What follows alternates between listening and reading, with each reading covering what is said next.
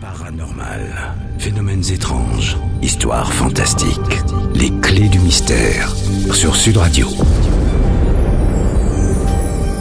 Notre rendez-vous du dimanche en fin de matinée avec le professeur Yves Lignon. Bonjour Yves. Bonjour Frédéric. Ravi de vous retrouver. On va dans cette émission évoquer, ceci n'ayant pas forcément de rapport avec cela d'ailleurs, les maisons hantées et les fantômes. Je vous y prends de suite. Je vous y prends de suite, mon cher ami. Vous faites une confusion entre maisons hantées et fantômes, ou plus exactement, du point de vue de la parapsychologie, entre deux phénomènes. Alors, je vais vous questionner, puisque vous faites le mauvais élève. Qu'est-ce qu'une maison hantée pour vous ? Alors, spontanément, j'aurais dit une maison où on voit des fantômes, en tout cas des esprits qui prennent la forme de comme ça. Enfin, je sais pas. Voilà, très franchement, je dirais plutôt des fantômes, mais apparemment, c'est pas ça. Hein. Bon, vous pourriez ajouter que pour vous, une maison hantée, c'est forcément un château en Écosse, c'est forcément en ruine, et le fantôme, on le voit forcément un soir d'orage.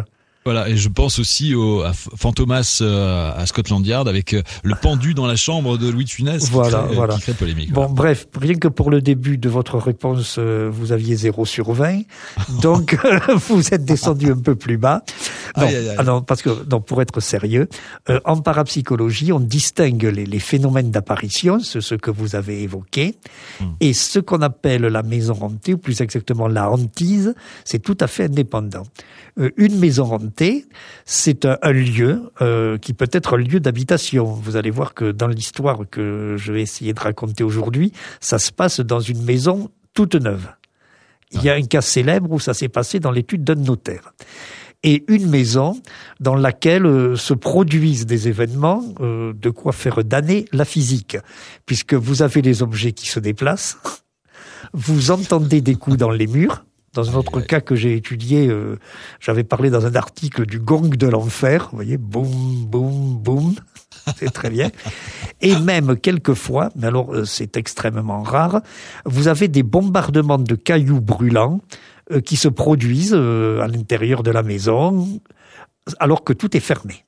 Mais ça, c'est très très rare. Donc la maison, autrement dit, pour les parapsychologues, dans une maison hantée, on ne voit pas de fantômes.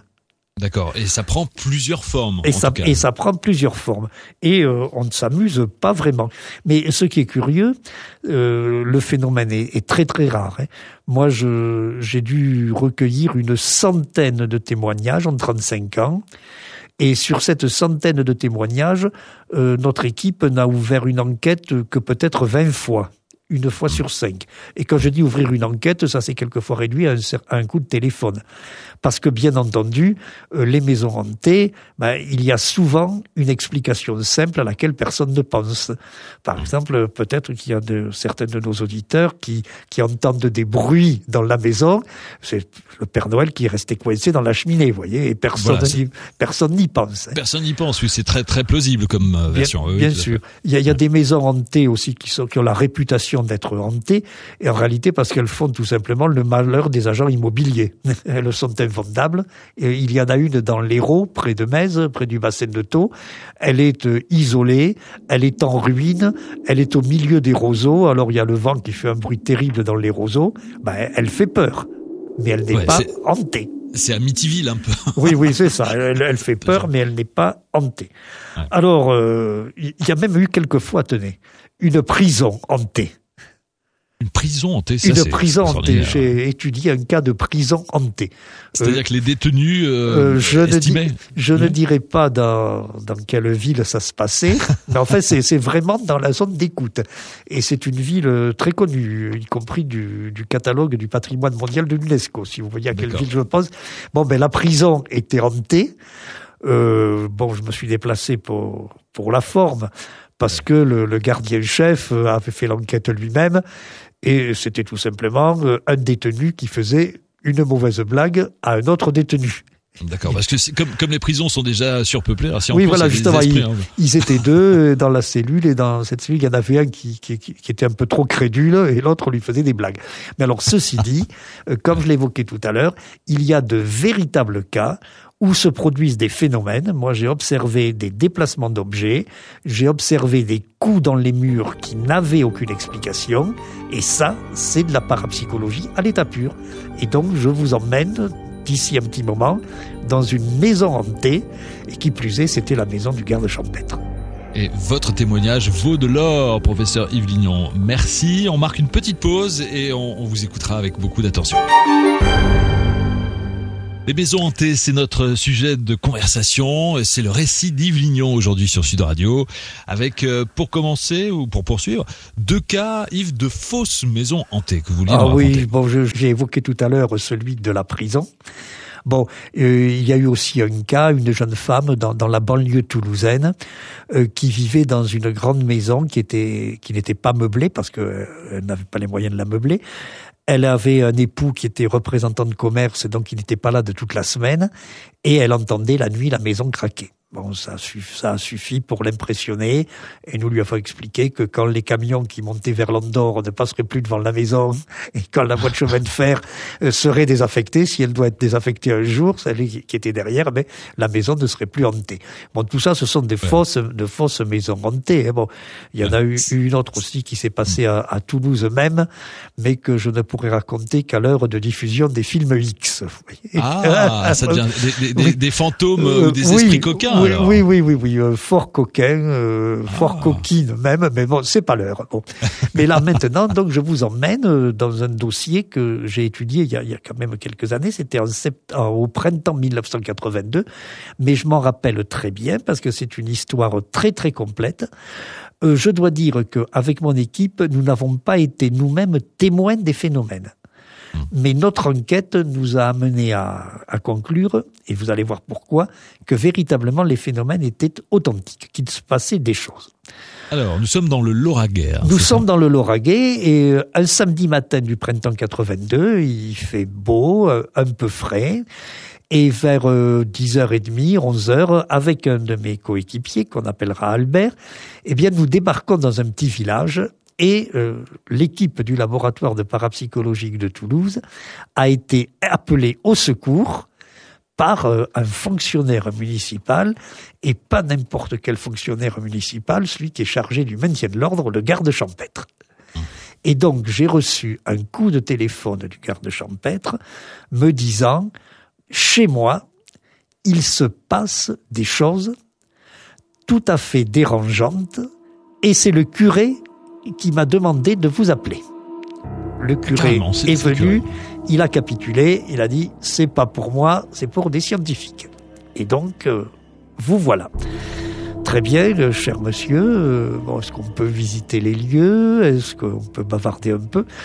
Et nous tombons sur une maison, on ne va pas dire neuve, mais entièrement remise à neuf, extérieur et intérieur. Donc elle avait un passé, elle n'était pas récente. Elle avait un passé, mais surtout, c'était la maison de quelqu'un qui vient de gagner au loto. En réalité, il n'avait pas gagné, qui vient de gagner au loto et qui a beaucoup dépensé, vous voyez, qui a dépensé, je dirais pas à tort et à travers, mais enfin, le genre, j'ai de l'argent, je veux des choses. Je veux des meubles neufs, je veux des tableaux achetés, peut-être pas dans une galerie importante, mais voilà l'impression que ça nous a donné en arrivant. D'accord, donc là vous parlez du propriétaire de l'époque ou du précédent propriétaire? Non, du propriétaire, la maison, le garde champêtre, quand il nous a accueillis, rentrez chez moi, est-ce que nous pouvons faire un tour un peu avant de commencer à bavarder? Oui, avec Albert, nous avons vraiment eu cette impression. C'est la maison de quelqu'un qui viennent de dépenser beaucoup d'argent. Et on va se retrouver peut-être dans quelques instants pour la suite de cette histoire. Parce qu'après la visite, nous sommes passés au stade du questionnaire, mon cher Frédéric, et monsieur le garde champêtre, qu'est-ce qui vous est arrivé? Qu'est-ce que vous avez à nous raconter? Donnez-nous des exemples de ces événements si perturbants. Patience pour la suite de cette histoire avec Yves Lignon sur Sud Radio dans 2 secondes. Yves Lignon avec nous comme chaque dimanche en fin de matinée pour nous raconter cette histoire étonnante de ce garde champêtre dans le Lauragais qui, après avoir été réclamé secours auprès du curé, vous a appelé, vous, professeur Yves Lignon, pour des phénomènes assez étranges. Alors, qu'est-ce qu'il vous a raconté, ce garde champêtre ? Voilà. Donc après avoir visité les lieux, nous passons au questionnaire. Il y avait dans la maison 3 habitants seulement, le garde champêtre qui n'était pas une personne âgée, son épouse qui n'était pas là quand nous avons enquêté parce qu'elle travaillait, son fils qui n'était pas là non plus parce que bien que ce soit un samedi matin, il était scolarisé à Toulouse. Vous allez voir que ce détail a une extrême importance. Et puis dans une autre maison du village, il y avait la grand-mère. Donc nous avons rencontré le garde champêtre et la grand-mère. C'est mon ami Albert qui a interviewé le garde champêtre en se filmant avec un petit caméscope, et c'est moi qui ai interviewé la grand-mère. Alors, l'interview du garde champêtre par Albert, ça vaut son pesant de fantômes, si j'ose dire. Parce que ça commence comme ça. Alors, il faut dire qu'Albert, il a un peu c'est celui de mes collaborateurs qui a un peu le style british, vous voyez. Il est imperturbable. Il porte une fine moustache. Il avait à l'époque 45 ans, à peu près. Il avait largement passé la quarantaine. Il porte une fine moustache. Il est toujours très élégant, mais c'est l'homme flegmatique. Donc, l'interrogatoire commence. Monsieur le garde champêtre, vous parlez d'événements bizarres, qu'est-ce que vous avez vécu ? Qu'est-ce que vous pouvez nous raconter ? Eh bien, dit le garde champêtre, moi, ça a été terrible dimanche dernier. Ah, alors Albert, sur son carnet, pas un mouvement du visage. Dimanche dernier. Et quoi de particulier ? Eh bien, mon cher monsieur, le dimanche, c'est moi qui mets la table. C'est l'habitude dans la maison. Donc, je rentre dans la salle à manger, dans la pièce où nous nous trouvons tous les deux, avec une pile d'assiettes. Je la pose au coin de la table. La pile d'assiettes, toute seule, traverse la table en diagonale. Évidemment, arrivé à l'autre extrémité, se casse la figure. Paf ! Les assiettes ont changé. Alors, Albert, toujours imperturbable, toujours le carnet, toujours très digne. Bien, je note donc une pile d'assiettes traverse la table toute seule j'imagine la scène. Et finit dans le fossé. Et ensuite, monsieur, dit le garde champêtre, j'ai entendu une espèce de bruit de balancement. Derrière moi, je me tourne et le grand tableau là, que vous voyez, celui qui représente des bateaux à la mer, eh bien, il se balançait. Et il se balançait bien, tout en frottant contre le mur. Alors, c'est frotte.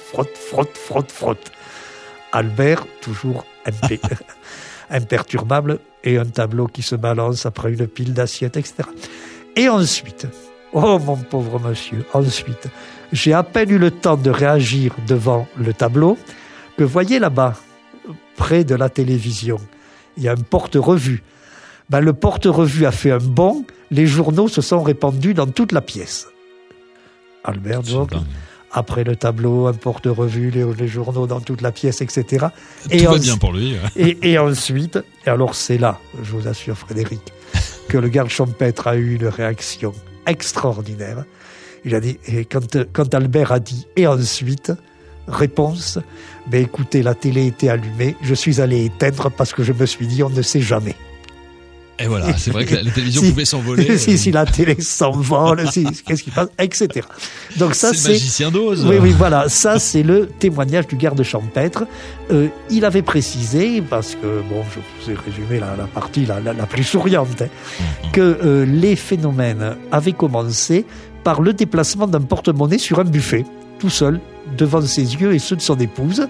On rentre des courses, on pose le porte-monnaie sur un buffet, paf, il s'en va tout seul, vous savez, comme les verres dans les bars des westerns, là, quand les verres glissent, le porte-monnaie a fait pareil. Et ça, c'était juste avant l'histoire des assiettes. C'était 2 ou 3 jours avant l'histoire des assiettes. Et moi, pendant ce temps-là, donc j'étais un peu plus loin dans le village, j'étais en train d'interviewer la grand-mère. Et vous allez voir que je ne m'ennuyais pas non plus. C'est presque du Mary Poppins, mais c'est une réalité pourtant. Les clés du mystère, avec la suite de cette histoire en compagnie d'Yves Lignon, dans un instant sur Sud Radio.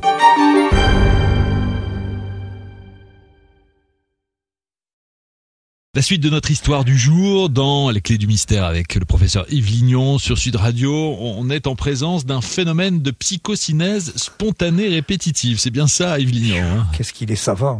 Ah ouais, oui. C'est mon petit doigt qui m'a aidé. Oui, plus simplement, on parle de hantise ou de maison hantée, selon la terminologie de la parapsychologie scientifique.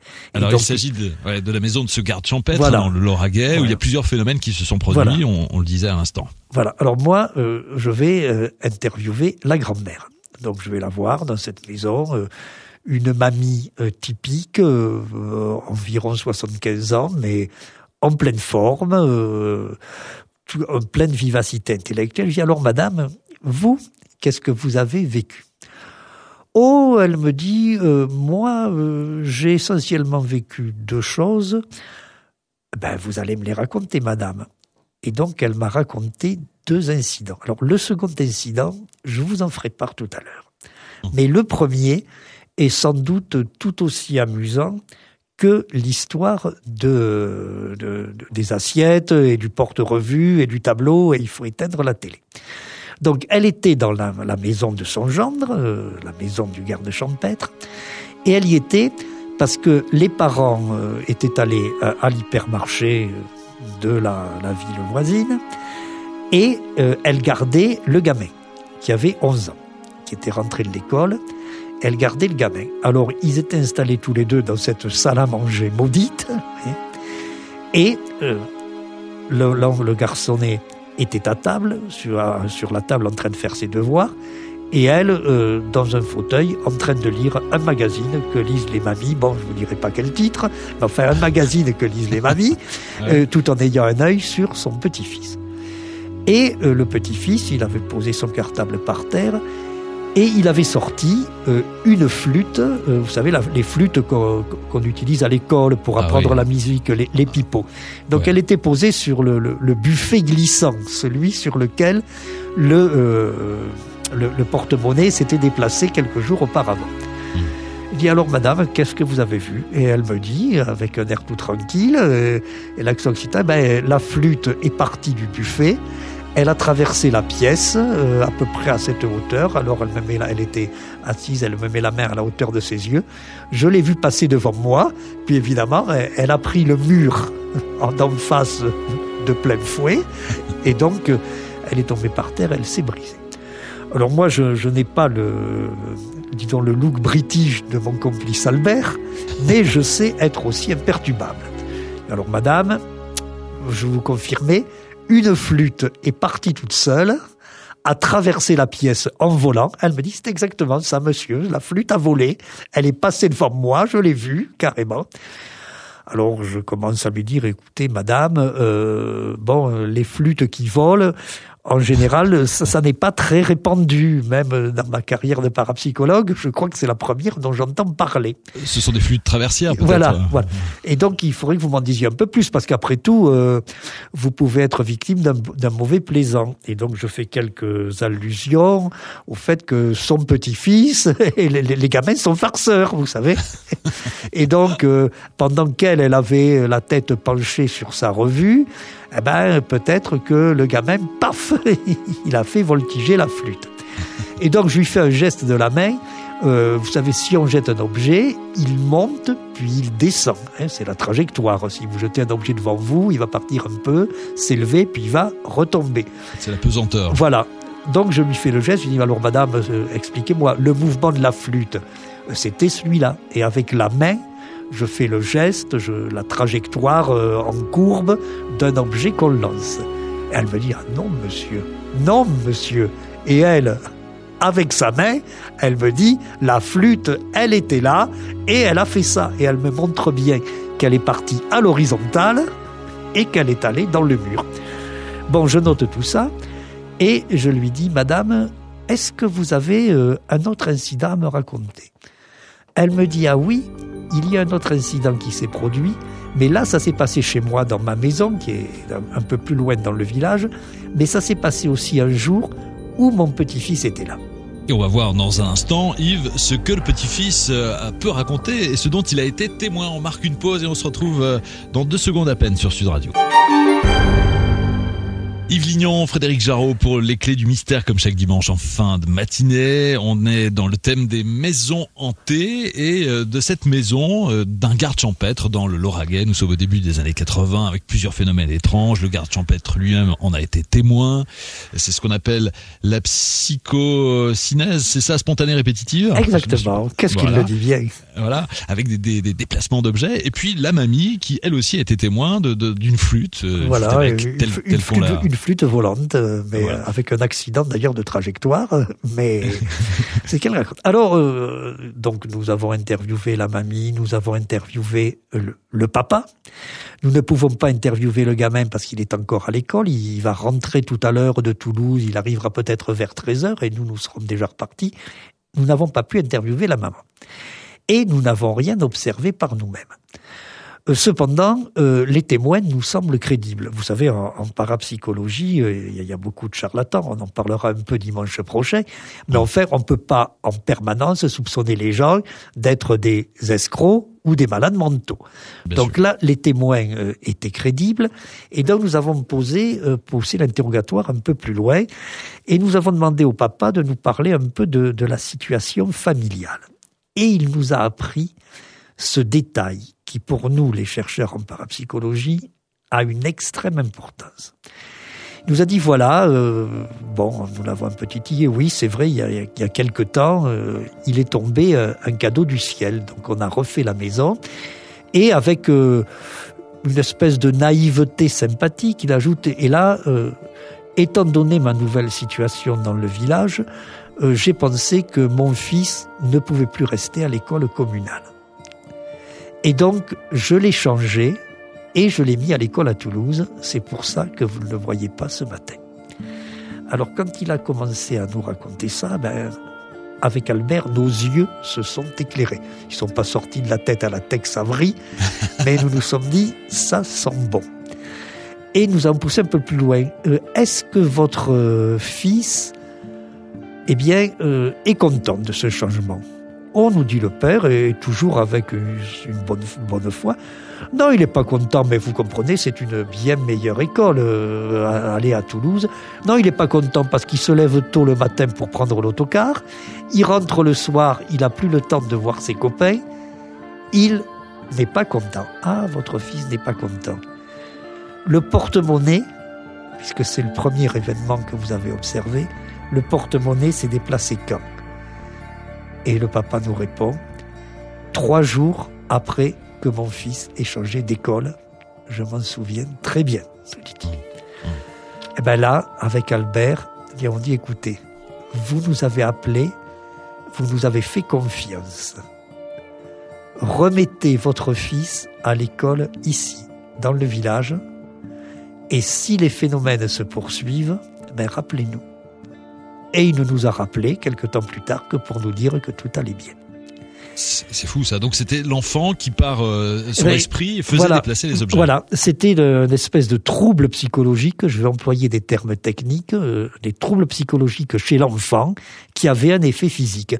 Et on trouve cela, c'est pour ça que je vous dis qu'avec Albert, nos yeux se sont illuminés à un moment donné, on trouve cela dans tous les grands cas de maisons hantées, étudié par la parapsychologie scientifique. Il y a quelqu'un qui d'ailleurs n'est pas forcément un enfant ou un adolescent. Ça peut être un adulte. Dans un autre cas que j'ai étudié près de Montpellier et dont j'avais parlé la saison dernière, le monsieur qui avait certains problèmes, c'était un adulte et un adulte bien avancé. Il y a eu un cas en Allemagne aussi où c'était dans l'étude de notaire, j'évoquais cela en commençant, c'était une jeune fille, une employée de bureau qui avait un certain problème. Donc il y a un problème psychologique chez quelqu'un, une des personnes qui fréquente l'endroit, là le gamin, et ce problème, aussi fou que ce soit de le dire, provoque des effets physiques. Et donc, quand on résout le problème psychologique, les effets physiques cessent.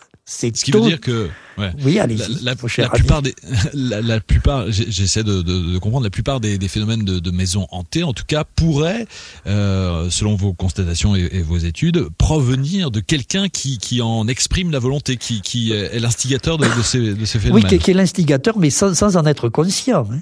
D'accord. Et ce qui est le plus remarquable, Frédéric, c'est que le problème psychologique lui-même est un petit problème. Ouais, parce que un gamin qui change d'école, en pleine année scolaire, il y en a des dizaines, pour ne pas dire des milliers, chaque année dans le monde entier. Et chaque fois qu'on change un gamin d'école, c'est pas le Capharnaüm chez ses parents. Hein. Donc c'est très curieux. Le monsieur, le cas de la région de Montpellier que j'évoquais tout à l'heure, le monsieur, il avait une décision à prendre. Et quelle que soit la décision, il pouvait dire oui, il pouvait dire non, eh ben ça le tracassait, c'était pas la bonne réponse. Donc ça n'allait pas dans sa tête et les murs ont commencé à taper.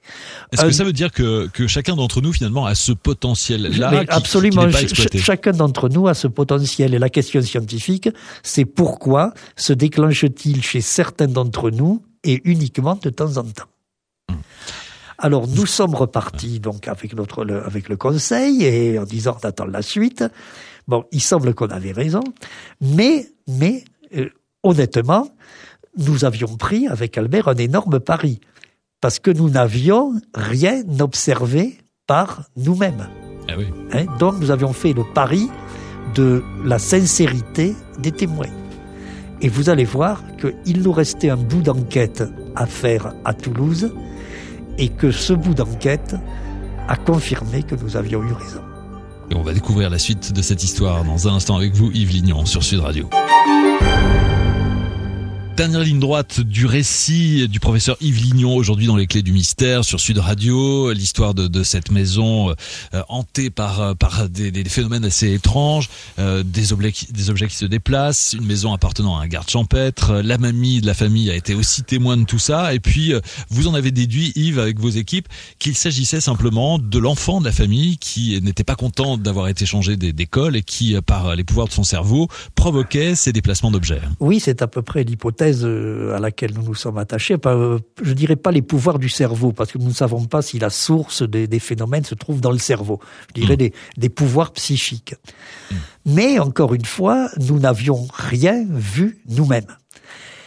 Et cependant, il me restait un bout d'enquête à faire. C'est moi qui m'en suis chargé à Toulouse. Nous sommes rentrés, on a laissé passer le week-end. Et le lundi, j'ai demandé un rendez-vous à quelqu'un. Ce quelqu'un m'a accordé le rendez-vous le mardi. Je suis allé voir, c'était un monsieur et c'était un plombier. Parce que, je vous ai dit tout à l'heure, Frédéric, que la grand-mère m'avait parlé de 2 incidents. Et je ne vous ai raconté que celui de la flûte. Eh bien, la grand-mère m'avait parlé d'une histoire qui s'était produite lorsqu'un plombier était venu faire une visite d'entretien pour la chaudière. Et donc, moi, je vais voir ce plombier et je lui dis, alors monsieur, vous me confirmez qu'à telle date, parce qu'évidemment, à la radio, on raconte, mais nous, quand nous faisons une enquête, nous avons des procès-verbaux extrêmement précis, comme la police. Donc, à telle date, vers telle heure, vous vous êtes rendu chez madame une telle, dans tel village, pour entretien de la chaudière. Et réaction de ce plombier, qui avait lui le look de plombier, ah ben oui, je m'en souviendrai de celle-là, de cette visite, je ne suis pas prêt de l'oublier. Ah, eh bien écoutez, c'est bien pour ça que je suis venu vous voir, racontez-moi un peu ce qui s'est passé. Oh, le contrôle, la visite d'entretien de la chaudière, rien à signaler, mais par la suite, enfin quand j'ai eu terminé, je me suis assis et j'avais des fiches à remplir. J'ai un espèce de petit classeur avec des fiches cartonnées correspondant à tous mes clients et j'avais à remplir celle de cette dame. Ah, me dit le plombier, je n'ai pas pu le faire parce que le classeur, avec un classeur accroché, s'est ouvert, les fiches ont volé dans toute la pièce. Alors, j'ai été interloqué. J'ai dit comment ça se fait, comment le mécanisme peut s'ouvrir tout seul. Mais enfin, j'ai ramassé les fiches, j'ai tout remis en place, j'ai retrouvé la fiche de la dame. Je me préparais à la remplir, quand de nouveau, un claquement, et je vois le paquet de fiches qui saute, qui voltige, et je me lève, je n'ai plus qu'à les ramasser. Et me dit le plombier, ça s'est produit 3 fois. Après la 3e fois, j'ai dit, je remplirai la fiche en rentrant à l'atelier. J'insiste pas. Bon, donc voilà ce dont le plombier avait été témoin. Mais ce qui est excessivement important, c'est que cette histoire-là, la grand-mère me l'avait racontée aussi le samedi précédent. Donc j'avais bien 2 témoignages indépendants qui se recoupaient. Et c'était toujours dans la période où l'enfant de la famille avait été changé d'école. Bien sûr. Et le gamin, là, était chez sa grand-mère aussi. Ouais. Et donc là, c'était très important. Un seul témoignage, ça ne prouve rien. En parapsychologie comme ailleurs, on dit comme en justice. Il faut recouper les sources, oui. Voilà. Mais là, j'avais 2 témoignages indépendants. Je n'ai pas dit au plombier, vous savez, il paraît qu'il vous est arrivé une histoire bizarre quand vous étiez. J'ai simplement dit, vous vous êtes rendu chez madame, et c'est lui qui a pris la parole pour me dire, me répondre, si vous saviez ce qui s'est passé ce jour-là. Or, qu'est-ce que la grand-mère m'avait raconté le samedi, quand le plombier est venu, il n'a pas pu remplir ses fiches parce qu'à 3 reprises, le classeur s'est ouvert et tout a voltigé. Et voilà, donc, 2 sources différentes pour le même Voilà, 2 phénomène. sources qui se recoupaient. Donc, nous étions certains que nous avions bien eu affaire à un phénomène authentiquement parapsychologique. À partir du moment où le petit garçon est revenu dans son école précédente, les phénomènes ont cessé. Tout a cessé. Et c'est systématique. Vous savez, d'ailleurs, ça pose un problème de morale scientifique. Parce que on a remarqué d'ailleurs que les gens qui vivent ces phénomènes sont pas véritablement angoissés. Ils sont impressionnés. Ils ont envie que ça finisse. Et le scientifique, lui, il aurait envie que ça dure très longtemps pour pouvoir accumuler les informations. Et donc, malheureusement, quand on est là, comme quand je me suis rendu dans ce village, j'aurais eu envie que ça dure en disant on va revenir, aujourd'hui c'est une visite exploratoire, on va revenir avec des caméras bien équipées qu'on laissera tourner toute la journée. Mais en même temps, le pauvre gars champêtre, il me disait pourvu que ça se calme. Exactement, les volontés de l'un ne sont pas celles de l'autre. Absolument, c'est tout à fait incompatible. C'est pour ça que je lui ai dit, remettez votre fils à l'école du village. Et ça s'est bien passé. Plus rien. Ils n'ont pas eu à racheter d'autres assiettes. Heureusement, parce qu'au bout d'un moment, ça coûte cher. C'est bien certain. Voilà pour la belle histoire d'aujourd'hui dans Les Clés du Mystère, la maison du garde champêtre hantée. Merci beaucoup Yves.